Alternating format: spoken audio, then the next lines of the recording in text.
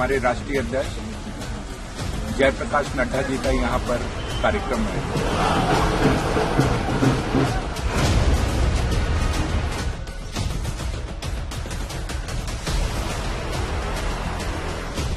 बड़े आवाज से बोलिए, भारत माता की। हमारे अध्यक्ष जी हर किसान के घर जा जा के एक मुट्ठी चावल उनके द्वार से लेंगे। ये जो ठंडाई में ये लोग वहाँ पर है, ट्रैक्टर मिছিল कर रहे हैं, उसके बारे में नड्डा जी का क्या बोलना है?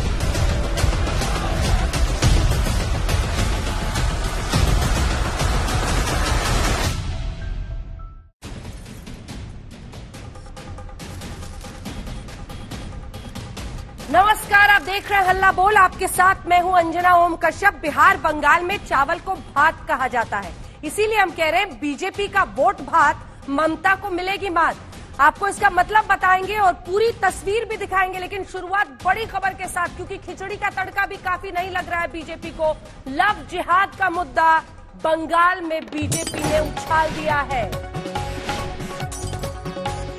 पश्चिम बंगाल में बीजेपी का नया दाव अब लव जिहाद के इर्द गिर्द है। लव जिहाद पर कानून बनाने का ऐलान, जिस पर नरोत्तम मिश्रा ये कह रहे हैं कि सरकार बनी तो कानून बनाएंगे।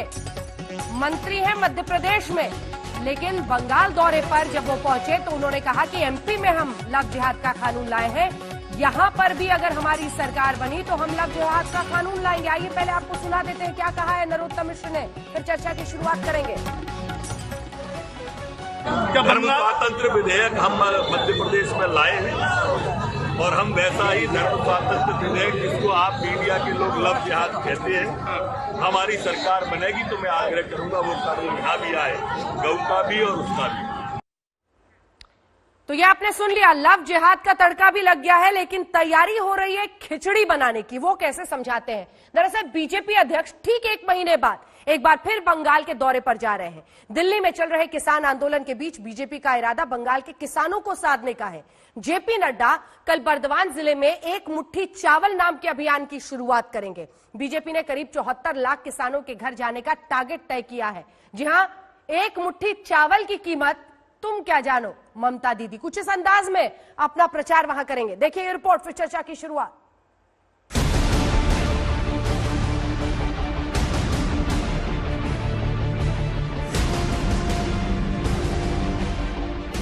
दिल्ली में किसानों का आंदोलन जारी है। सरकार की कोशिशें नाकाम नजर आ रही हैं, लेकिन बीजेपी ने पश्चिम बंगाल की सत्ता का रास्ता तय करने के लिए किसानों पर भी नजर टिकाई है।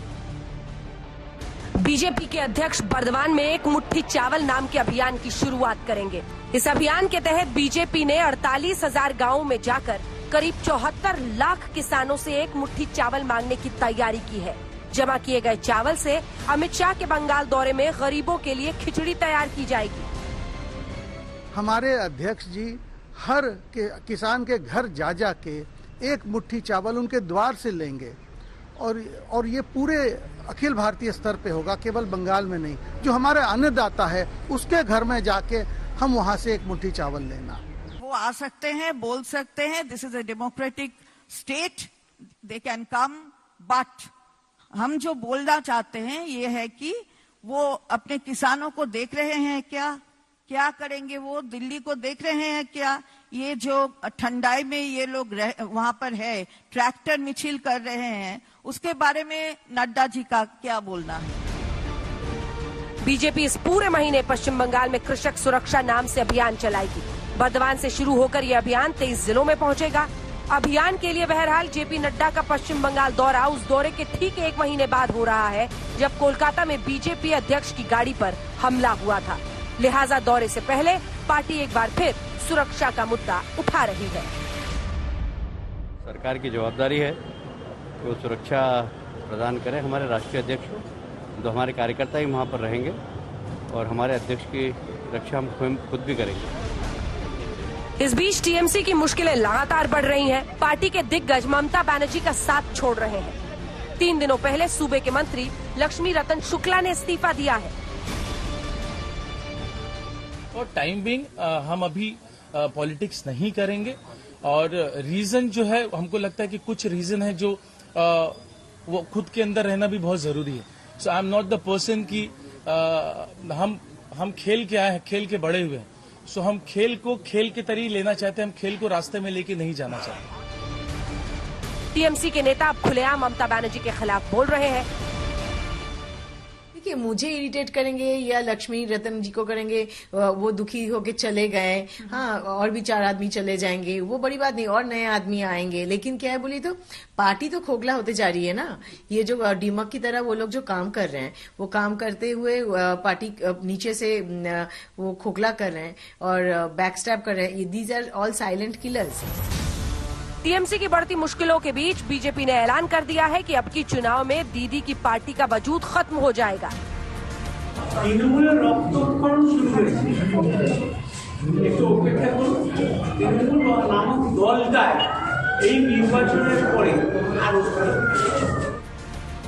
टीएमसी की मुश्किल बढ़ाने की तैयारी असदुद्दीन ओवैसी ने भी कर रखी है। एआईएमआईएम प्रमुख बंगाल का दौरा कर रहे हैं और चुनाव लड़ने की तैयारी में है। हाल ही में उन्होंने फुरफुरा शरीफ का दौरा किया और धार्मिक नेता अब्बास सिद्दीकी से मुलाकात की। उधर ओवैसी के बढ़ते सियासी दखल के बीच बंगाल के इमाम टीएमसी के समर्थन में उतर आए हैं। आज जब मुसलमान का बंगाली का सेंटिमेंट का जगह है, रविन्द्रनाथ का जगह शांतिनिकेतन, उसको लेकर के इतना गाली गलौज हो रहा है, कहाँ है ओवैसी साहब? नहीं है। वैसे तमाम सियासी दावों के बीच सबसे बड़ा सवाल ये कि क्या दिल्ली में जारी आंदोलन के बीच बंगाल के किसान बीजेपी पर कितना भरोसा करेंगे। कोलकाता से इंद्रजीत कुंडू और मनोज्ञा लोईवाल के साथ आज तक ब्यूरो। आइए चर्चा की शुरुआत करते हैं डॉक्टर संबित पात्रा, भारतीय जनता पार्टी के राष्ट्रीय प्रवक्ता, शांतनु सेन प्रवक्ता टीएमसी के, जयंत घोषाल सीनियर पत्रकार हमारे साथ जुड़ रहे हैं, अपनिजेश अवस्थी राजनीतिक विश्लेषक के तौर पर जुड़ रहे हैं और कुछ ही देर बारिश पठान भी हमारे साथ एआईएमआईएम की तरफ से जुड़ेंगे। संबित पात्रा जी, आपके साथ शुरुआत करते हुए, मतलब यहां पर किसान आंदोलन संभल नहीं रहा है, वहां खिचड़ी बनाने की पूरी तैयारी हो गई है आपकी, एक मुट्ठी चावल भी ले रहे हैं और फिर अब लव जिहाद भी छेड़ दिया है ताकि हर तरफ से फील्डिंग जमा के रखें।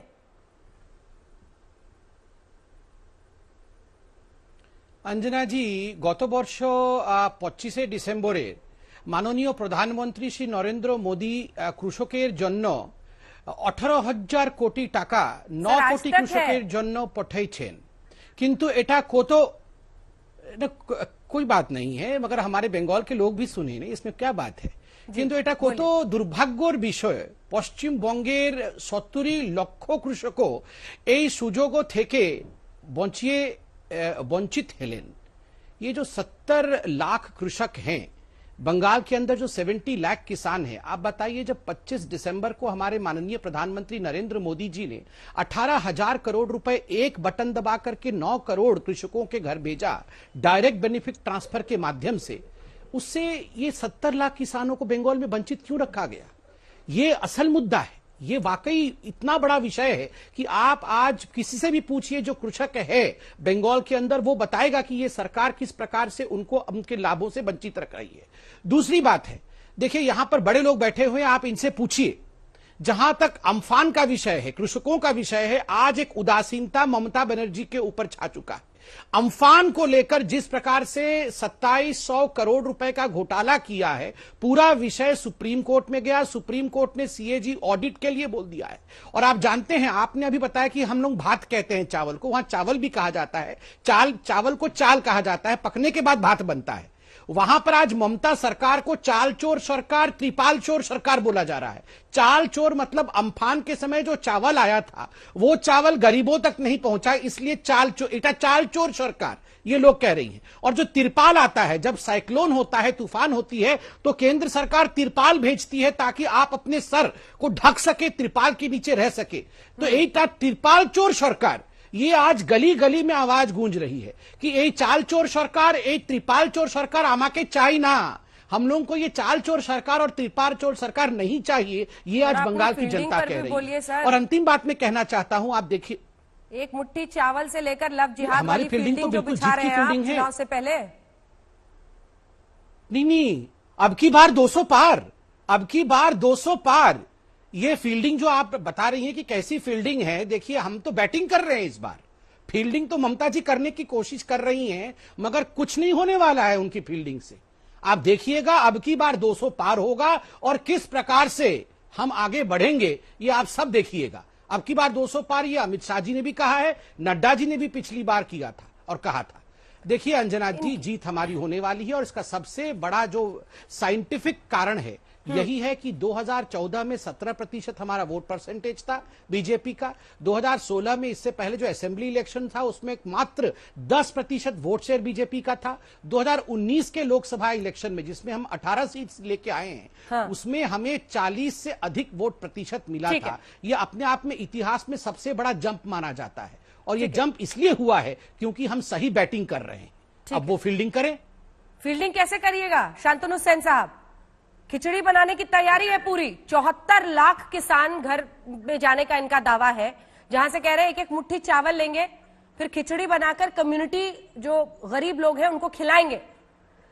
सवाल तो ये है सर कि आपकी खिचड़ी का स्वाद तो बिगड़ रहा है, दूसरी तरफ जो नेता छोड़ के जाता है 4 बात सुना कर जाता है। बात यह है कि संबित पात्रा जी जिस पार्टी को यहाँ पर रिप्रेजेंट कर रहा है, उस पार्टी में अनफॉर्चुनेटली एक चाय बेचने वाला अभी देश को बेचने में लगे हुए हैं। तो उनका रिप्रेजेंटेटिव से तो ऐसे ही बात हमको सुनने में मिलेगा। जो एक मुट्ठी चाल के लिए जेपी नड्डा साहब बंगाल में आ रहा है, उस एक मुट्ठी चाल से उसका अपना खाना भी पकता है। वो खाना पकाने वाला किसान लोग दिल्ली में मर रहा है। पूरा देश में अगर किसानों का हल अच्छा हुआ होता तो टोटल सुसाइड का 7% किसानों का नहीं हुआ होता। अभी से लगभग 45 से ज्यादा किसान वहां पर मर गया। वहां पर किसान लोग मर रहा है और ये लोग लगे हुए पॉलिटिक्स करने में। हमको तो ये डर है कि दोबारा नड्डा जी आके तो राकेश सिंह जैसा कोई बॉन्ड क्रिमिनल को अपना कॉन्वॉय में न लेके जाए, क्योंकि उन लोग को आदत है Z+ कैटेगरी में भी बॉन्ड क्रिमिनल को ले लेते हैं अंदर। और ये जो किसानों का बात बोल रहा है, हम इसको इन्फॉर्म करने चाहेंगे। किसानों के लिए कुछ करना है तो ममता दीदी से आके सीखे। आप लोग बोले थे 2022 के अंदर किसान का इनकम डबल होगा। अभी जो स्थिति है 2028 का पहले भी नहीं हो सकता है, लेकिन बंगाल में 2011 से 2018 7 साल में किसानों का इनकम ट्रिपल हो गया। बंगाल में जो किसान बंधु प्रोजेक्ट है, उसका जो प्रीमियम है, प्रीमियम भी गवर्नमेंट देता है। उसके लिए जो क्रॉप इंश्योरेंस है उसका प्रीमियम गवर्नमेंट देता है। आपका जो प्रोजेक्ट है उसमें हर एक एकड़ लैंड में सिर्फ 1214 रुपया मिलता है। शांतनु जी, इन सब के बीच चमक क्यों घट रही है? शांतनु जी देखिए, चुनाव के वक्त पे परसेप्शन भी इम्पोर्टेंट होता है। आप एक मोनोलॉग में मत बोलिए। आप ही से क्रॉस क्वेश्चन है ना सर, क्रॉस क्वेश्चन तो करने दीजिएगा, जो जैसा मैंने संबित से किया। मेरा सवाल आपसे यह है कि चमक तो घटी है ना, चुनावों के वक्त छवि, इमेज बहुत इंपॉर्टेंट है। आपके सारे नेता एक एक करके, अच्छा ये जो 2 नेता अभी जो एक मंत्री और ये विधायक आपकी गई है, ये लोग तो बीजेपी में भी नहीं जा रहे, फिर भी 4 बातें सुना के जा रहे हैं। ये लोग महत्वाकांक्षा की वजह से नहीं जा रहे हैं ना, दोनों नहीं गए हैं। कई नेता आपके हैं जो छोड़ रहे हैं, वो बीजेपी में नहीं भी जा रहे हैं, तो आपको खरी खोटी सुना रहे हैं। ये क्यों हो रहा है? बाकी पार्टी से तृणमूल कांग्रेस का स्पेशलिटी यह है, मैं लक्ष्मी रतन शुक्ला और वैशाली डालमिया दोनों का जिक्र कर रही हूँ, स्पेसिफिक जवाब दीजिएगा। बोल रहे हैं तृणमूल कांग्रेस का टीआरपी है ममता बनर्जी का pro people activity. Trinamool Congress का टीआरपी है ममता बनर्जी का dedication, determination, honesty. Trinamool Congress Mamata Banerjee का टीआरपी लेके आदमी का सामने जाते हैं। इसलिए जब ये लोग आना जाना करने लगा, ममता बनर्जी का सरकार लगभग 1,75,00,000 आदमी के पास पहुंच गया दोबारा सरकार प्रोजेक्ट लेके। हम लोग प्रो पीपल एक्टिविटीज में बिजी रहता है। ममता दीदी की टीआरपी है, आप तोड़ते रहिए जिन जिन को तोड़ना है। डॉक्टर संबित पात्रा। अरे अंजना जी, ममता जी का अब टीआरपी नहीं रह गया, ममता जी का अब टीटीटी हो गया है। टीटीटी मतलब तोलाबाजी, तुष्टीकरण और तानाशाही। तोलाबाजी, तुष्टीकरण, तानाशाही, टीआरपी नहीं, टीटीटी। और ये टीटीटी के माध्यम से जीतने वाले नहीं है।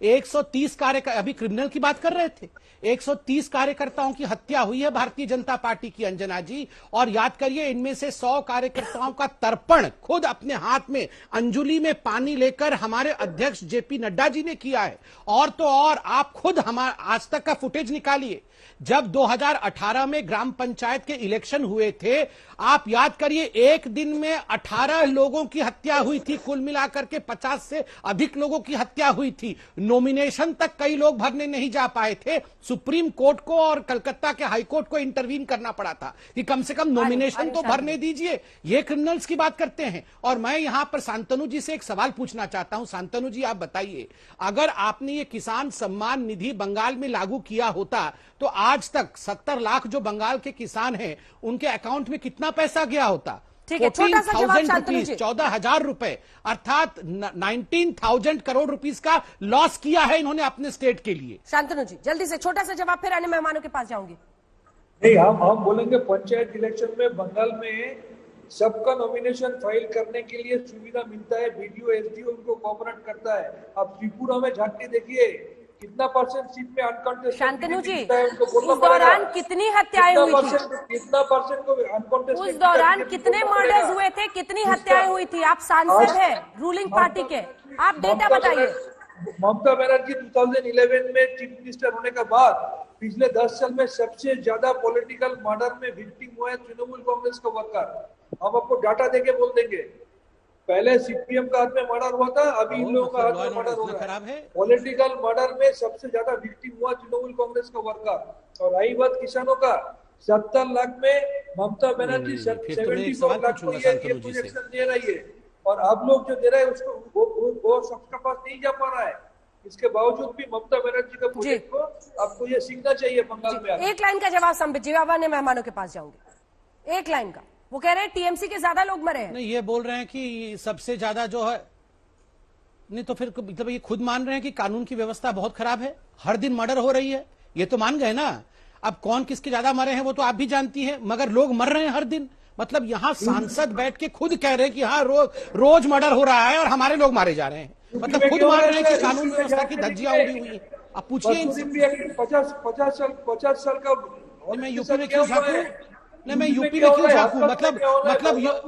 मतलब आप सब जगह से कंपेयर करते रहेंगे और आपकी व्यवस्था खराब रहेगी, ये क्या मजाक है? मैं त्रिपुरा में झांकूं, मैं यूपी में झांकूं और बंगाल के विषय में बात ही नहीं करूं? এটা চালবে না শান্তনুদা, नहीं शांतनुदा, এটা चालबे ना। यहाँ झांको, वहाँ झांको, बंगाल में मत झांको, ये अच्छी बात नहीं है। वारिस पठान जी, आपका तो एक ही चलबे, एकदम चलबे ना, एकदम चलबे ना, একদম চলবে না। এখানে দেখো বঙ্গাল থেকে দেখো না, এটা চলবে না। ধাইগিরি মিথ্যা বললে চলিব না, মিথ্যা বললে চলিব না। ভাইগিরি কি দাদাগিরি? আপনি তো দাদাগিরি করছেন না, দাদাগিরি করছেন আপনি দাদাগিরি করছেন। हर एक दिन पेपर का फ्रंट पेज न्यूज होता है यूपी में, कोई मर्डर हो गया, कोई रेप करके। नहीं, आपकी गलती है कि आप सब जगह झांक रहे हैं, मगर बंगाल में जो हो रहा है उसके विषय में कुछ बता नहीं रहे हैं। आपने डिबेट में बोला कि हाँ हत्याएं हो रही है और हमारे कार्यकर्ता मारे जा रहे हैं। क्यों हत्या हो रही है? क्यों हत्या हो रही है? नजर आएगा न्यूज़पेपर का पन्ना में बंगाल का डेवलपमेंट नजर आएगा। कौन सा डेवलपमेंट? वारिस पठान जी, हो गया एक सेकंड, बाकी अन्य मेहमानों को लाते हैं। वारिस पठान जी, लेकिन आपका तो एक ही चीज चौलबे कि किस तरह से मुस्लिम मतदाता को अपनी तरफ करना है, और जाहिर तौर पर इसका नुकसान टीएमसी को सीधा होगा। नहीं अंजना जी, देखिए, बिल्कुल हम लोग डेमोक्रेसी में रहते हैं, संविधान को मानते हैं और संविधान ने हमको भी अधिकार दिया है कि हम चुनाव जाके लड़े पूरे देश भर में। हम बिहार में लड़े, वेस्ट बंगाल भी जाएंगे, चुनाव लड़ेंगे। अभी हमारी पार्टी के मुखिया असदुद्दीन ओवैसी साहब गए थे फुरफुरा शरीफ, वहाँ अब्बास सिद्दीकी साहब से मुलाकात हुई और आगे चुनाव की जो रणनीति है उसके ऊपर बहस होगी, बात होगी, आगे करेंगे काम। मगर यहाँ पर खलबली मच गई है। अब देखने वाली बात, आपके मनलायक मुद्दा छेड़ दिया है बीजेपी ने, डॉक्टर पात्रा की पार्टी ने, लव जिहाद। देखिए, हम लोग ने जो अभी लास्ट लोकसभा चुनाव हुआ था अंजना जी, उसमें तो हम चुनाव नहीं लड़े, फिर भी भाजपा 18 सीटें जीत गई। या ममता जी खुद भी अनाप शनाप बातें हमारे बारे में कर रही है, वो तो चलो फ्रस्ट्रेशन है उनका, लेकिन हमारे जाने से ही इनको नुकसान होगा, ऐसे किसने बता दिया बताइए मुझको। आज ममता दीदी के इतने सारे सांसद और लीडर चले गए बीजेपी में, जो सेक्युलरिज्म के नाम पे वोट लिए और चले गए, क्योंकि हमारी वजह से गए। हम तो वहां पे नहीं चुनाव लड़े, वो लोग सबने वोट लिया और चले गए। और आज जब हम वहां पे आ रहे हैं चुनाव लड़ने के लिए, काफी सारे लोगों के फोन आ रहे हैं कि आप लड़िए, तो कुछ ना कुछ वहां पे देखा गया है ना, हमारे पास इंपेरिकल डाटा है जो बताता है कि वेस्ट बंगाल का जो माइनॉरिटी तबका है, आज भी पिछड़ा हुआ वर्ग है, हम क्यों नहीं चुनाव लड़े? और क्या इनके बोलने से हम रुक जाएंगे, ये आएंगे वोट काटेंगे? वो तो बिहार में देख लिया, डाटा है सबके सामने कि हमारी तरफ से किसी के वोट कटते नहीं है। हमको जो लोग पसंद करते हैं हमको वोट देते हैं, क्योंकि हमारा काम ही हमारी पहचान है। देखिए अंजना जी, मैं भी कहा था, आज भी बता रहा हूँ कि आप हमारा काम देखिए ना, जो हमने हॉस्पिटल्स बनाए, स्कूल बनाए, पब्लिक के लिए जो काम करते हैं ना। शांतनु जी, जवाब दीजिए वारिस पठान का। आप तो बीजेपी वालों को ही बाहरी कह रहे हैं, जिनकी एक लंबी वहां पर इतिहास है, उनका लंबा इतिहास है, तो फिर जो हैदराबाद वाले आ रहे हैं चुनाव लड़ने के लिए, ये आपके लिए क्या हो जाएंगे? अगर सचमुच ये माइनॉरिटी का डेवलपमेंट के लिए आ रहा है, तो 2021 में असेंबली इलेक्शन का पहले क्यों, एक साल पहले क्यों नहीं आया? नंबर 1। नंबर 2, बंगाल का जो माइनॉरिटीज है, उन्होंने देखा है 34 साल का सीपीएम का राज का टाइम में जस्टिस सचार का जो रिपोर्ट निकला था, उसमें दिखाया गया था माइनॉरिटी का हाल क्या है। अभी माइनॉरिटी का डेवलपमेंट ममता बनर्जी जी किस तरीके से किया है, ये सबको पता चल रहा है। और थर्ड हम बोलना चाहेंगे, बिहार का इलेक्शन का रिजल्ट को आप झांक के देखिए, आपको अच्छी तरह पता चल जाएगा कि ये माइनॉरिटी का डेवलपमेंट के लिए आ रहा है, बीजेपी को फायदा देने के लिए आ रहा है। आप माइनॉरिटी के डेवलपमेंट के लिए नहीं, बीजेपी के फायदे के लिए आ रहे हैं। छोटा सा जवाब, फिर आ रही हूँ फौरन आपके पास। अपनी लोकसभा चुनाव नहीं लड़े तो भाजपा क्यों सीट जीत गई, बताइए? चलो जवाब दीजिए। हम तो नहीं लड़े ना, तुम्हारी नाकामियों का ढेकड़ा भी हमारे सर पे डाल दोगे क्या? आपको पब्लिक ने रिजेक्ट कर दिया तो हमारा क्या लेना देना है उससे, बताइए? अरे आप लोगों ने काम नहीं किया सर, बीजेपी जीता किया नहीं जीता ना, आप काम भी नहीं करेंगे और हम पे काम लगाएंगे, ये तो गलत बात है। आपके इतने सारे लीडर चले गए बीजेपी के अंदर, हमारी वजह से गए।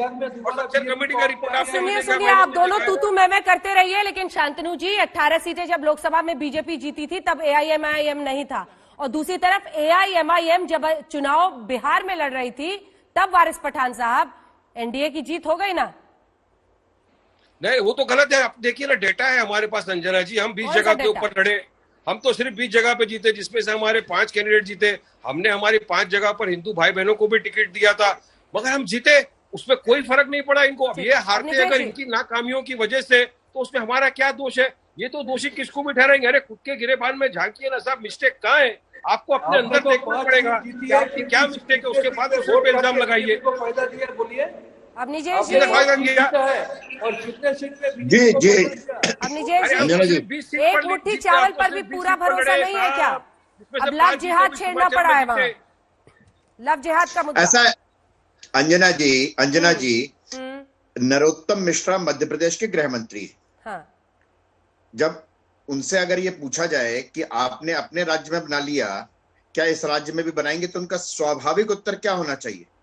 स्वाभाविक उत्तर होगा कि यहाँ क्या ये समस्या सिर्फ मध्य प्रदेश की नहीं है, अगर ये समस्या यहाँ पर आएगी तो यहाँ भी बनेगा। ये तो बिल्कुल स्वाभाविक उत्तर है इसमें। कि आपको मध्य प्रदेश की चिंता है, बंगाल में आप प्रचार करने आए, आपको बंगाल की चिंता नहीं है क्या? तो सीधा स्वाभाविक उत्तर था कि हाँ, निश्चित रूप से अगर कोई भी व्यक्ति, और उन्होंने कहा लव जिहाद नहीं, उन्होंने कहा मीडिया वाले कहते हैं ये धर्म स्वातंत्र बिल है, इस धर्म स्वातंत्र बिल के तहत कोई भी व्यक्ति, किसी भी धर्म का व्यक्ति अगर अपना धर्म और संप्रदाय, अपनी जात छुपा करके, अपना धर्म छुपा करके, झूठ बोल करके अगर किसी से विवाह करता है तो वो धोखेबाज कहलाएगा और उस धोखेबाज के खिलाफ कानून आएगा। ये है, इसमें कहीं किसी तरीके की कोई कोताही नहीं है, किसी तरीके की कहीं भी कोई भ्रम की स्थिति नहीं है। महत्वपूर्ण बात यह है कि एक मुट्ठी चावल का जो आपने मुद्दा उठाया, आप एक बात बोलिए ना, समझिए ना, कि अगर पश्चिम बंगाल के एक एक किसान तक पहुंचना क्या जरूरी नहीं, क्या उन तक ये जानना, उनको ये जानना जरूरी नहीं कि केंद्र सरकार आपके लिए इतनी योजनाएं लाती है और आपको उसका लाभ नहीं मिलता? ये संघ चरित्र है क्या? ये देश का संवैधानिक का संघीय चरित्र की केंद्र की योजनाएं, अगर मेरी सरकार और केंद्र की सरकार एक नहीं है तो मैं उस योजनाओं का लाभ अपने राज्य में नहीं। जयंत जी, आपके पास आते हुए जरा ये जो किसानों को साधने की कोशिश है कि कहीं ये मुद्दा जो सेंटर में इस तरह से बना है वो वहां पर बड़ा ना हो जाए, 74 लाख किसानों को एक महीने में टारगेट करने की कोशिश, क्या ये रिजल्ट देगा?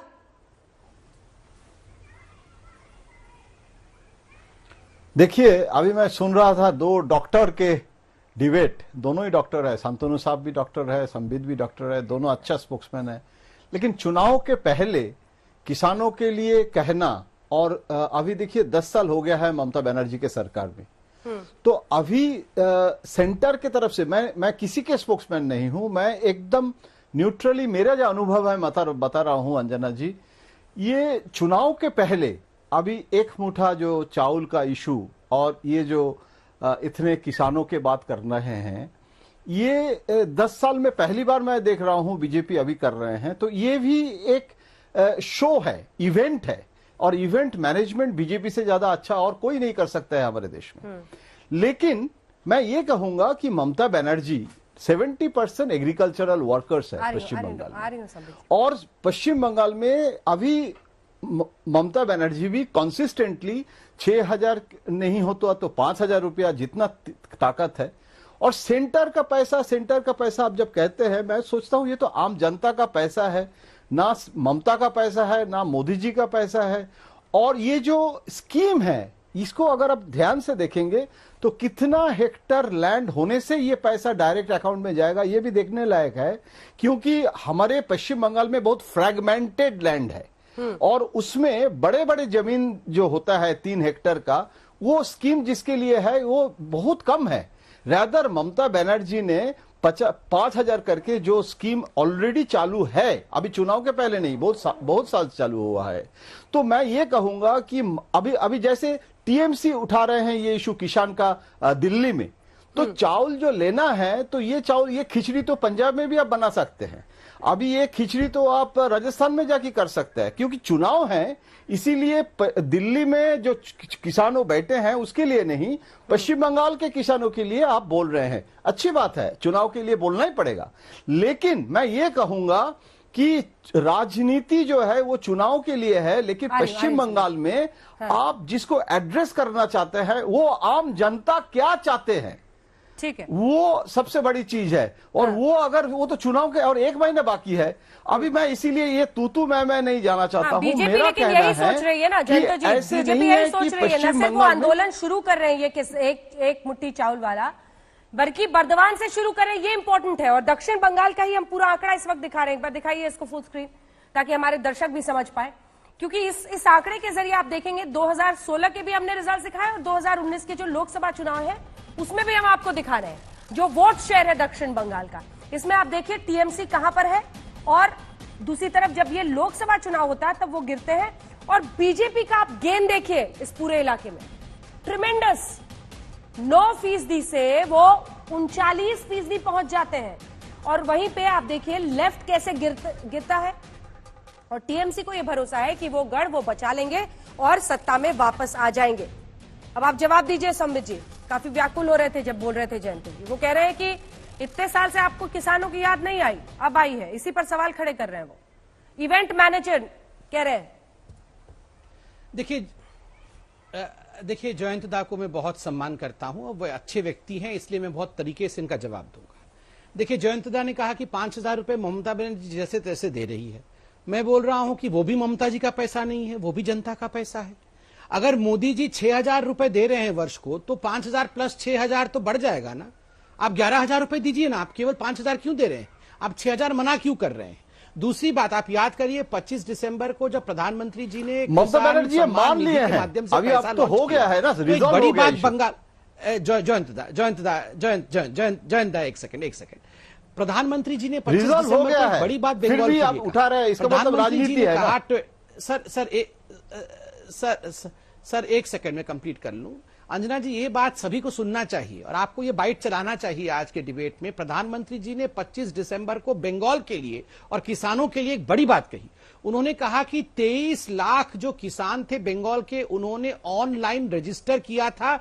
ये इंस्टॉलमेंट पाने के लिए, मगर बंगाल की सरकार ने ना तो उनका वेरिफिकेशन किया और ना ही नोडल ऑफिसर अपॉइंट किया। सोचिए अंजना जी, अगर नोडल ऑफिसर अपॉइंट कर दिया होता और अगर वेरिफिकेशन कर दिया होता तो जो 23 लाख किसान बंगाली किसान थे जिन्होंने ऑनलाइन रजिस्टर किया था, तो ये 18,000 करोड़ में से वो इंस्टॉलमेंट उनको भी मिलता। क्यों वंचित रखा गया? नंबर एक। नंबर दो, आप किसी भी बंगाल के किसान से पूछिए, ये जो मंडी बनी हुई है, अभी धान की खरीदारी चल रही है, धान की जो खरीदारी चल रही है 1868 रुपए एमएसपी धान का सरकार देती है, केंद्र सरकार, मगर बंगाल में 1000 रुपए और 1100 रुपए में ही खरीदी हो रही है। कोई भी 1868 रुपए में खरीदारी नहीं कर रहा है और इसी को मोदी जी बंद करना चाहते हैं। तीसरी बात, क्योंकि यहां पर बी टीम कहा गया ओवैसी जी की पार्टी को, तो मैं इसका काउंटर करना चाहूंगा। देखिए आज हालत क्या है, मैं पहले कलकत्ता जाता था तो हर जगह कलकत्ता में एक होर्डिंग लगी रहती थी, वो फोटो आपको दिखाना चाहिए। ममता बनर्जी इस प्रकार से पल्लू करके नमाज पढ़ रही है, हर कोने पर ये फोटो रहता था। आज जल्दी से जैसे ही ओवैसी आ रहे हैं, ये सुन लिया ममता जी, बिल्कुल ये उतार करके ये होर्डिंग, मैं ममता तेरी तुलसी की आंगन की, पूरा तुलसी को पानी दे रही है। बताइए ये फोटो, अब बताइए, ये सब नमाज पढ़ रही थी।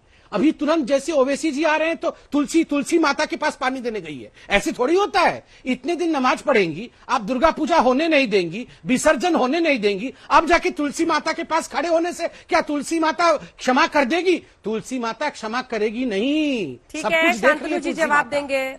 शांतनु जी, प्रॉब्लम है ये बीजेपी। अब असदुद्दीन ओवैसी के भी साइड इफेक्ट, पहले तो सुनते थे नरेंद्र मोदी के साइड इफेक्ट हो रहे हैं, अब असदुद्दीन ओवैसी के भी साइड इफेक्ट होने लगे। प्रॉब्लम है ये बीजेपी पार्टी तो झुट के ऊपर खड़ा है ना। अब एक से शुरू करे, दुर्गा पूजा का बात बोल रहा है, अब बंगाल में आके देखिए दुर्गा पूजा फेस्टिवल को ममता बनर्जी इंटरनेशनल लेवल में ले गया, तो आप लोग कभी कर नहीं सकेंगे। आप लोग ये बोल रहे हैं ना, मोदी सरकार का अगर बंगाल का साथ स्टेप मदरली एटीट्यूड नहीं किए होते तो आप लोग एमएसपी के लिए जो सीरियल खरीदते हो ना, बंगाल में सबसे ज्यादा प्रोडक्शन होता है, उससे कहीं गुना कम प्रोडक्शन होता है बीजेपी रन स्टेट से, लेकिन सेंट्रल जब खरीदता है तो बंगाल से कम खरीदता है, उन लोगों से ज्यादा खरीदता है। अब लोग ये बोल रहे हैं ना, अभी ये किसान तो अब लोग तो कॉर्पोरेट के हाथ में भेज दिया। Now the farmers are at the mercy of the corporates.